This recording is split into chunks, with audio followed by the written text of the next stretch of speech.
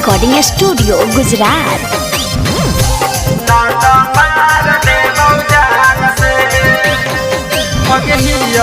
बिहारी जन बोलाई हे गंवार गे एरिया में चलो छौड़ी नमावा हमार गे बिहारी जन बोलाई हे गंवार गे एरिया में चलो छौड़ी नमावा हमार गे पूरा जिला में जियो ही शान से बोली बोली है के छौड़ी पहचान के न तो मार देबौ जान से बोली बोली है के छौड़ी पहचान के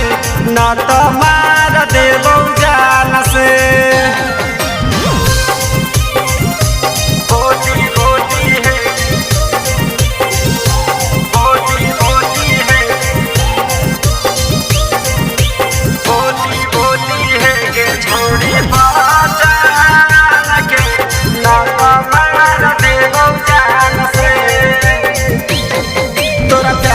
जाला में फंसबौ नहीं गे तोरा दिला में धसबौ नहीं गे तोरा प्यार के जाला में फंसबौ नहीं गे तोरा दिला में धसबौ नहीं गे अपन जुबाना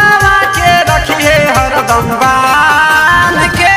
बोली बोली है के छौड़ी पहचान के न तो मार देबौ जान से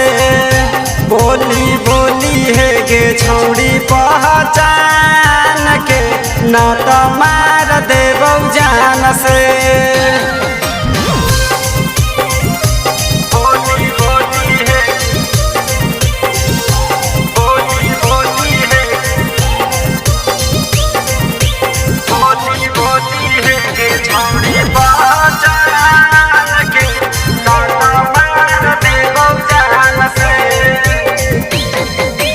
प्रेमवा के नाम लेके दिहे न धमकी नाम हौ राजेशवा बदमाश हियौ सनकी कुंदनवा के नाम लेके दिहे न धमकी नाम हौ राजेशवा बदमाश हियौ सनकी तू खूब सुरती से न डोलै भी मोर ईमान के